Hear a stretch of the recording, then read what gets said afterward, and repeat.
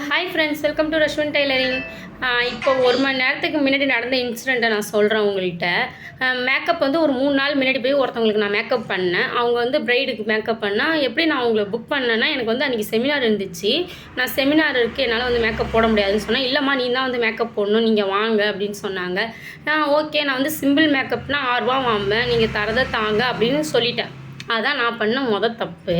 தரதை கொடுங்க அப்படின்னு சொன்னேன். அதுக்கப்புறம் சரிம்மா, நீங்கள் வந்து மேக்கப் போடுங்க, நான் அமௌண்ட்டு தரேன் அப்படின்னு சொன்னாங்க. ஓகேன்னு சொல்லிட்டு நான் எந்த ஒரு அட்வான்ஸும் வாங்கலை. சரி, நான் அந்த செமினார் வந்து 4 மணிக்கு எடுக்கிறேன்னு சொல்லிட்டு அவங்களுக்கு போய் நான் மேக்கப் போடலான்னு போனேன். நான் வந்து 9 மணிக்கு மேக்கப் போட போனேன். ஏன்னா அவங்க வந்து 11:30 மணிக்கு மாப்பிள்ளை வந்துடுவாங்க, பூ வைக்கிற ஃபங்க்ஷனு, கைத்தாம்பாளம் மாரி மாற்றுறேன் அப்படின்னாங்க. 11 மணிக்கு மாப்பிள்ளை வந்துடுவாங்களே, 9 மணிக்கு போகிறோம், ஒரு 2 மணி நேரமாவது நம்மளுக்கு மேக்கப் இருந்தால் தான் நல்லா நம்ம மேக்கப் போட முடியும் அப்படின்னு நான் ஒரு எண்ணத்தோடு போயிட்டேன். போனோடனே நான் 9 மணிக்கு போனேன்.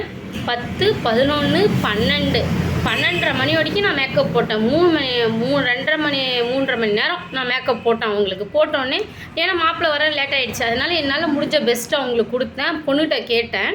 அவங்க வந்து எனக்கு வந்து ஸ்கின் வந்து ஃபினிஷிங்காக வேணும், பேய் மாரி எனக்கு வேணாம், மூஞ்சி வந்து வெள்ளையாகவும் கழுத்து கருப்பாகவும் எனக்கு தெரிய வேணாம், என் கலர்லேயே போடுங்க மேக்கப்பு அப்படின்னு சொன்னாங்க.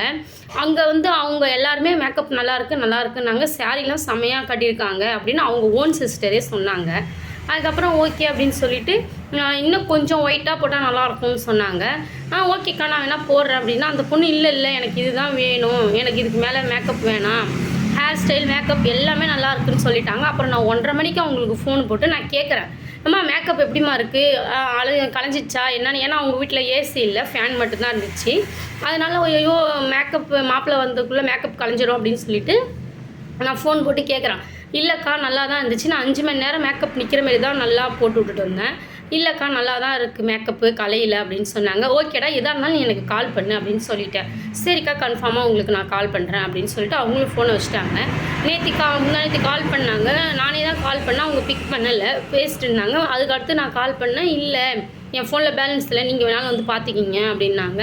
சரிக்கா, நகை செட் எடுத்துருவாங்க அப்படின்னு சொன்னேன். நகை செட் மட்டும் எடுத்துகிட்டு வந்து கொடுத்துட்டு அமௌண்ட் என்கிட்ட இல்லை, நாளைக்கு தரேன்னு சொன்னாங்க. நான் அப்பயே சொன்னேன், நான் யார்ட்டையும் அட்வான்ஸ் வாங்காமல் பண்ண மாட்டேன், உங்கள்கிட்ட தான் பண்ணேன் அட்வான்ஸ் வாங்காமல் அப்படின்னேன். இல்லை பாப்பா, நான் நாளைக்கு வந்து கொடுக்குறேன்னு சொன்னாங்க. ஆனால் நேற்று அவங்க வரவே இல்லை, இன்றைக்கி தான் வந்தாங்க. இப்போ தான் வந்துட்டு போனாங்க. வந்துட்டு வெறும் 1000 ரூபா எடுத்துகிட்டு வந்து கொடுக்குறாங்க மேக்கப்புக்கு. என்னக்கா வெறும் 1000 ரூபா கொடுக்குறீங்க, அந்த அண்ணன் தான் வந்தாங்க, ஏன்னா நான் வெறும் 1000 ரூபா கொடுக்குறீங்க அப்படின்னு அந்த அக்காட்ட ஃபோன் பேசினேன். அவங்க வந்து சொல்கிறாங்க, உங்கள் மேக்கப் நல்லாவே இல்லை, எல்லாருமே நல்லா இல்லைன்ட்டாங்க, என் பொண்ணு வந்து சிம்பிளாக நின்னாலே அழகாக இருந்திருக்கும், உங்கள் மேக்கப் வந்து நல்லாவே இல்லை அப்படின்னு சொல்கிறாங்க. இப்போ கூட எனக்கு ஃபோன் போட்டு நல்லாவே இல்லை, எதுக்கு மேக்கப் வச்சிங்க, என் பொண்ணு வந்து சிம்பிளாக வந்து நிறுத்த வேண்டியதானே அப்படின்னு சொல்கிறாங்க. நம்ம வந்து பிரைடு பேச்சை கேட்போமா, இல்லை அப்பா அம்மா பேச்சை கேட்போமா, யார் பேச்சை கேட்போம்னு நமக்கு தெரியல. மேக்கப் ஆர்டிஸ்ட்னால் என்ன தான் நினச்சிட்டு இருக்காங்கன்னு எனக்கு தெரியல. நம்ம போய் ஒரு 3 மணி நேரம் 4 மணி நேரம் கஷ்டப்பட்டோன்னா ஒரு 1000 ரூபாய்க்காகவா போகிறோம். சரி, 1000 ரூபாய்க்காக போனாலும் நகை செட்டு ரேட் என்னாச்சு.